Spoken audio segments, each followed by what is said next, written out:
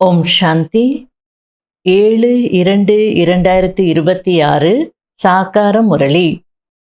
இன்று சிவ பகவான் கூறுகிறார், இனிமையான குழந்தைகளே, புத்தியில் ஒரே ஒரு தந்தையின் நினைவு மட்டுமே நிலைத்திருந்தது என்றால் அதுவும் பரம சௌபாகியமாகும். கேள்வி: எந்த குழந்தைகளுக்கு சேவைக்கான ஆர்வம் இருக்குமோ அவர்களின் அடையாளம் என்னவாக இருக்கும்? பதில்: அவர்களால் வாயால் ஞானம் சொல்லாமல் இருக்க முடியாது. அவர்கள் ஆன்மீக சேவையில் தங்களுடைய எலும்புகளையும் அர்ப்பணம் செய்து விடுவார்கள். அவர்களுக்கு ஆன்மீக ஞானத்தை சொல்வதில் மிகுந்த குஷி ஏற்படும். குஷியிலேயே நடனமாடிக்கொண்டிருப்பார்கள். அவர்கள் தங்களை விட பெரியவர்கள் மீது மிகுந்த மதிப்பு வைப்பார்கள். அவர்களிடமிருந்து கற்றுக்கொண்டே இருப்பார்கள். முரளியின் பாடல்: உலகமே மாறினாலும் நாங்கள் மாற மாட்டோம். ஓம் சாந்தி. குழந்தைகள், பாடலின் 2 வரிகளை கேட்டீர்கள்.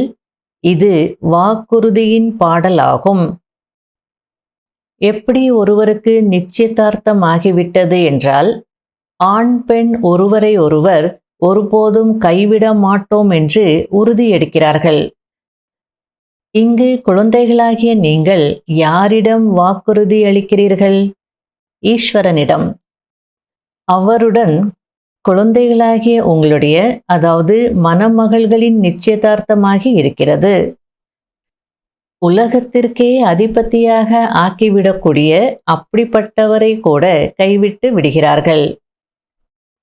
இங்கு குழந்தைகளாகிய நீங்கள் அமர்ந்திருக்கிறீர்கள் என்றால், இப்பொழுது எல்லையற்ற பாப்தாதா இதோ வருகிறார் என்பதை தெரிந்திருக்கிறீர்கள். வெளியில் சென்டர்களில் இருப்பவர்கள் பாபா வாசித்திருக்கும் முரளி இதோ வந்துவிட்டது என்று நினைப்பார்கள். இங்கே இருப்பதற்கும் அங்கு இருப்பதற்கும் இடையே நிறைய வித்தியாசம் இருக்கிறது. ஏனென்றால் இங்கு எல்லையற்ற பாப்தாதாவிற்கு முன்னால் நீங்கள் அமர்ந்திருக்கிறீர்கள். எப்படி மற்ற சத்சங்கங்கள் இருக்கிறது, அங்கு குறிப்பிட்ட இந்த சுவாமிஜி வரப்போகிறார் என்று நினைப்பார்கள். ஆனால் இந்த சிந்தனை கூட அனைவருக்கும் ஒரே சீரானதாக இருக்காது. அநேகருடைய புத்தியோகம் மற்ற விஷயங்களில் அலைந்து கொண்டே இருக்கும். சிலருக்கு கணவர் நினைவிற்கு வருவார், சிலருக்கு உறவினர்கள் நினைவிற்கு வருவார்கள். இங்கும் அதே போல்தான். அனைவரும் சிவ்பாபாவின் நினைவில் இருக்கிறார்கள் என்று அப்படி இல்லை. புத்தி எங்காவது ஓடிக்கொண்டே இருக்கிறது. நண்பர்கள், உறவினர்கள் ஆகியோர் நினைவிற்கு வருவார்கள். நாள் முழுவதும் ஒரே ஒரு சிவ்பாபாவின் நினைவில் இருந்தார்கள் என்றால் பரம சௌபாகியம் என்று சொல்லலாம். இப்படி நிலையான நினைவில் யாரோ ஒரு சிலர்தான் இருக்கிறார்கள். இங்கு தந்தைக்கு முன்னால் இருப்பதினால் மிகுந்த குஷி ஏற்பட வேண்டும். இதற்குதான் அத்தீந்திரிய சுகத்தை பற்றி கோப கோபியர்களிடம் கேளுங்கள் என்று பாடப்பட்டிருக்கிறது. தந்தை ஞான ரத்தினங்களால் பையை நிரப்ப வந்திருக்கிறார். எனவே தந்தையிடம்தான் புத்தியோகத்தை செலுத்த வேண்டும். தாரணை செய்பவர்கள் வரிசை கிரமமாக இருக்கத்தான் செய்வார்கள். நான் சொல்றேன், ஆனா எல்லாரும் தாரணை செய்ய மாட்டாங்க. வரிசை கிரமம் இருக்கத்தான் செய்யும் அப்படின்னு சொல்றார். சிலர் நல்ல முறையில் கேட்டு தாரணை செய்கிறார்கள். ஒரு சிலர் குறைவாக தாரணை செய்கிறார்கள். புத்தியோகம் வேறு பக்கம் ஓடிக்கொண்டே இருந்தால் பிறகு தாரணை ஆகாது. பக்குவம் இல்லாதவர்களாக இருந்து விடுவார்கள். யாருக்கு தாரணை ஆகிறதோ அவர்களுக்கு சேவையிலும் ஆர்வம் இருக்கும். துள்ளிக்கொண்டே இருப்பார்கள். சென்று ஞான செல்வத்தை தானம் செய்ய வேண்டும் என்று யோசிப்பார்கள். ஏனென்றால் இந்த செல்வம் ஒரு தந்தையை தவிர வேறு யாரிடமும் இல்லை. அனைவருக்கும் தாரணையாக முடியாது என்பதையும் தந்தை அறிவார். அனைவரும் ஒரே மாதிரி உயர்ந்த பதவியை அடைய முடியாது. ஆகையால் புத்தி வேறு பக்கம் அலைந்து கொண்டே இருக்கும்.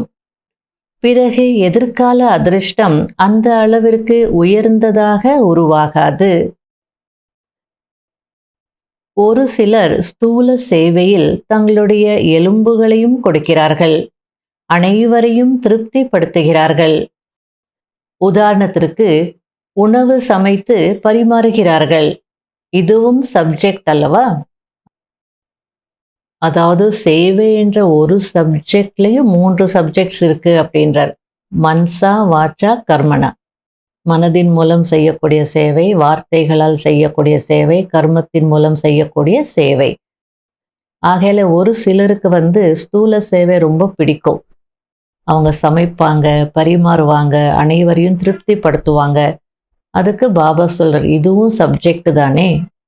ஆகையில ஒவ்வொருத்தரும் இதை 3 விதமான சேவையும் செய்யணும். அப்போதான் 100 மார்க்ஸ் கிடைக்கும். வெறும் வார்த்தைகள் மூலமா நான் செய்துட்டு இருக்கிறேன்னா மற்ற 2 சப்ஜெக்ட்ஸ்ல மார்க்ஸ் குறைஞ்சிடும். யாருக்கு சேவையில் ஆர்வம் இருக்குமோ அவர்கள் மற்றவர்களுக்கு வாயால் சொல்லாமல் இருக்க மாட்டார்கள்.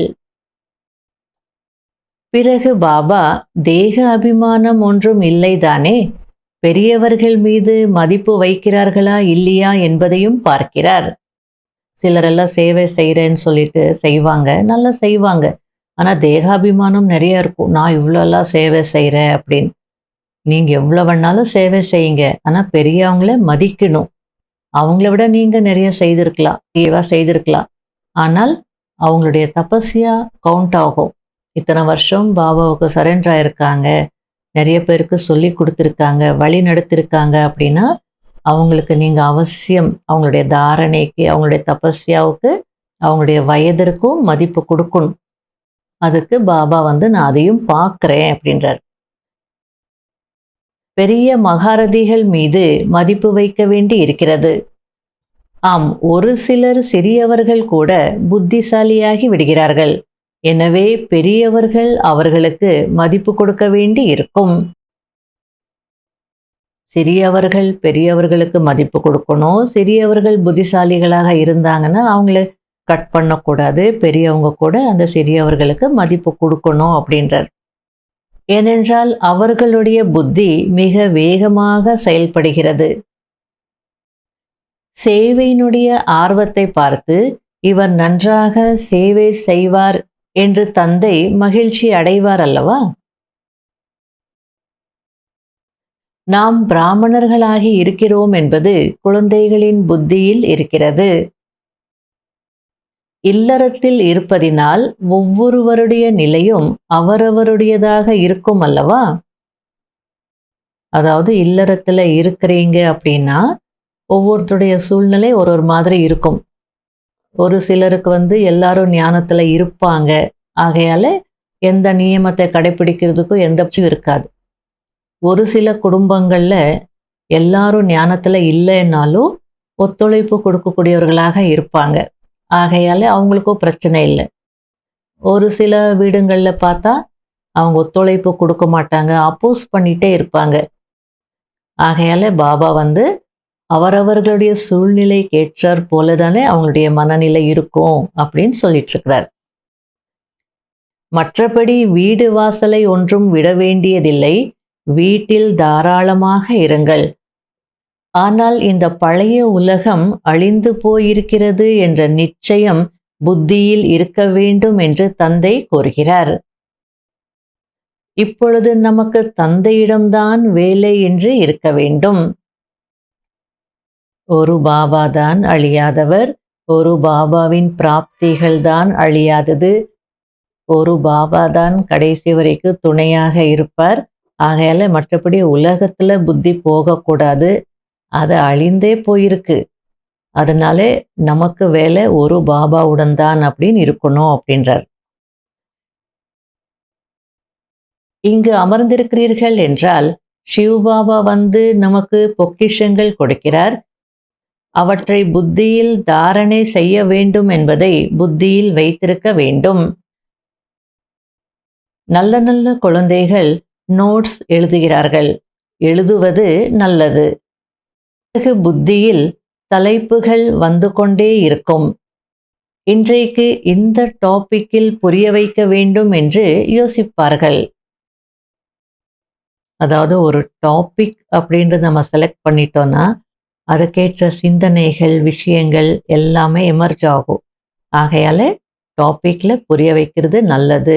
டிஃப்ரெண்ட் டாபிக்ஸ்ல ஞானம் சொன்னால் இன்ட்ரெஸ்டிங்காக இருக்கும். நமக்கும் இன்ட்ரெஸ்டிங்காக இருக்கும், கேட்குறவங்களுக்கும் இன்ட்ரெஸ்டிங்காக இருக்கும். நாம் அமரத்தந்தை மூலமாக உண்மையிலும் உண்மையான அமர கதையை கேட்டுக்கொண்டு இருக்கிறோம் என்பதை நீங்கள் இப்பொழுது அறிந்திருக்கிறீர்கள். எனவே அமரத்தந்தை என்ன கூறுகிறாரோ அதை ஏற்றுக்கொள்ளவும் வேண்டும். என்னை நினைவு செய்யுங்கள், தூய்மையாகுங்கள் என்று மட்டுமே கூறுகிறார். இல்லையென்றால் தண்டனையும் நிறைய அடைய வேண்டி வரும், பதவியும் குறைந்ததாக கிடைக்கும். சேவையில் உழைக்க வேண்டும். எப்படி ததீச்சி முனிவரின் உதாரணம் இருக்கிறதல்லவா, அதுபோல் இருக்க வேண்டும்.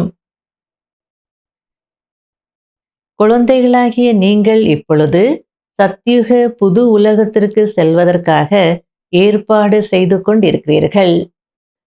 அங்கு உங்கள் மூலமாக எந்த ஒரு விக்கர்மமும் நடக்காது.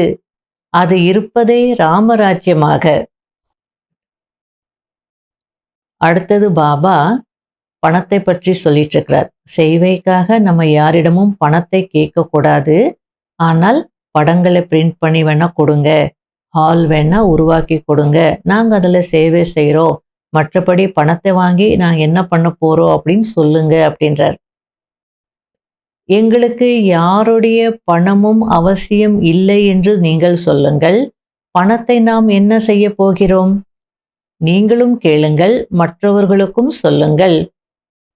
இந்த படங்கள் ஆகியவற்றை அச்சிட்டு கொடுங்கள்.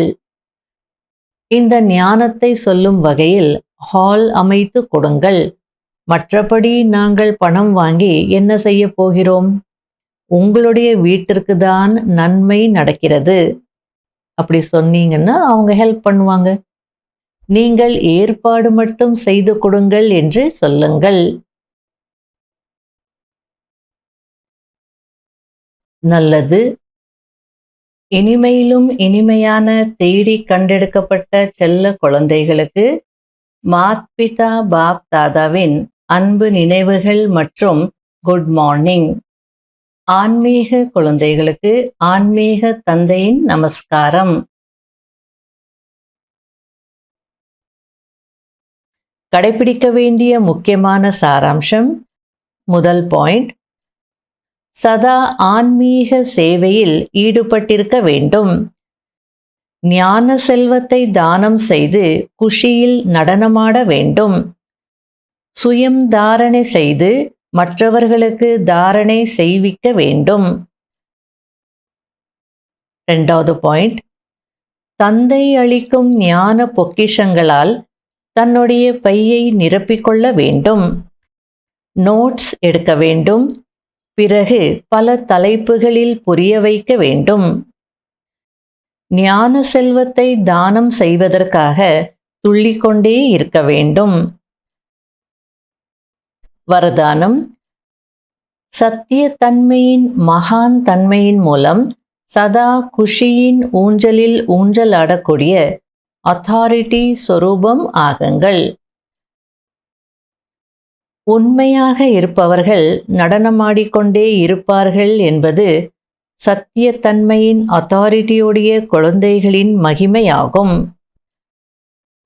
அதாவது உண்மையாக இருப்பவர்கள் நடனமாடிக்கொண்டே இருப்பார்கள் அப்படின்னு பாடப்பட்டிருக்கு. சத்தியத்தின் படகு ஆடலாம் அசையலாம், ஆனால் மூழ்காது.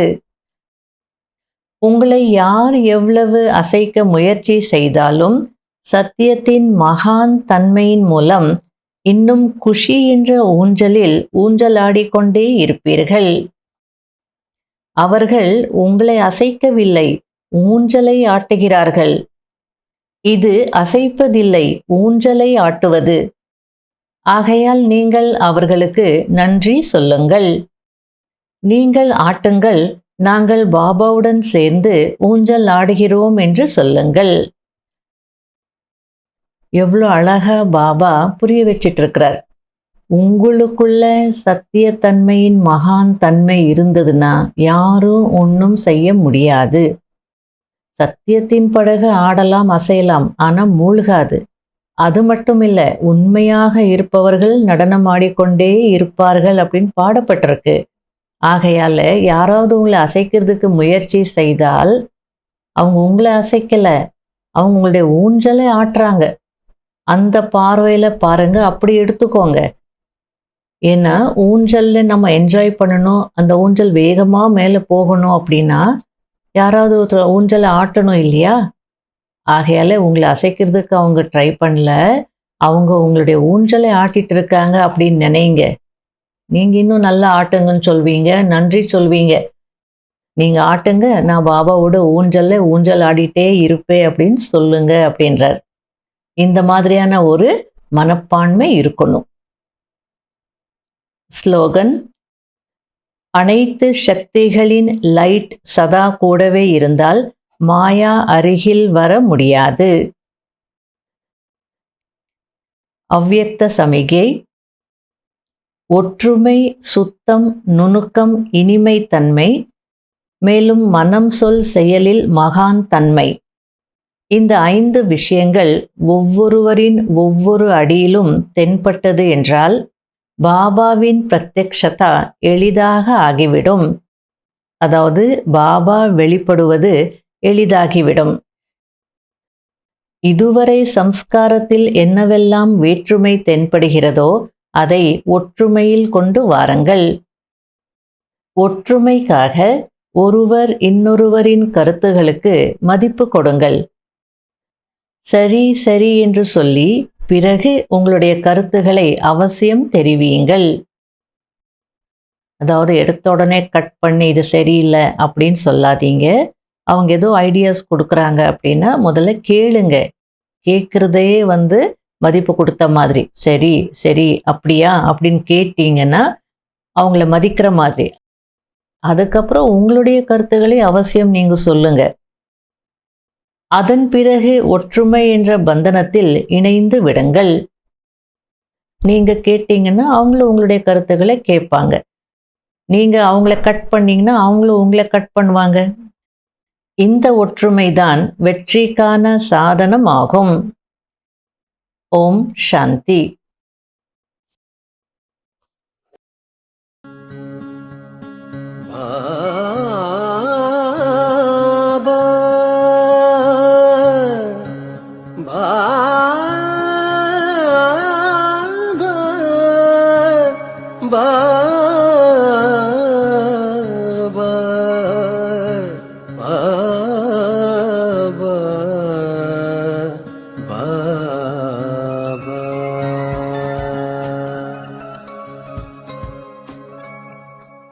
சுடர்விடும் ஜோதியிலே சுந்தரன் உன்னை கண்டோம். சுடர்விடும் ஜோதியிலே சுந்தரன் உன்னை கண்டோம்.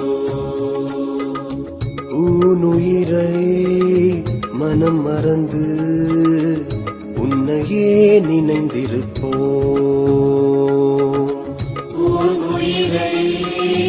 மனம் மறந்து உன்னையே நினைந்திருப்போம். இருள்மிகு மனதை ஒளிமயமாக்கவே, இருள்மிகு மனதை ஒளிமயமாக்கவே அருள் தரும் நல் தியானம் செய்வோம். உன்னையே நினைந்திருப்போம். உன்னையே நினைந்திருப்போம். சுடர்விடும் ஜோதியிலே சுந்தரன் உன்னை கண்டோம். ஓம் சாந்தி ஓம் சாந்தி ஓம் சாந்தி ஓம் சாந்தி. சாந்தி ஓம் சாந்தி ஓம் ஓம் ஓம் சாந்தி ஓம் சாந்தி ஓம் சாந்தி ஓம் ஓம் சாந்தி ஓம் சாந்தி ஓம் சாந்தி ஓம்.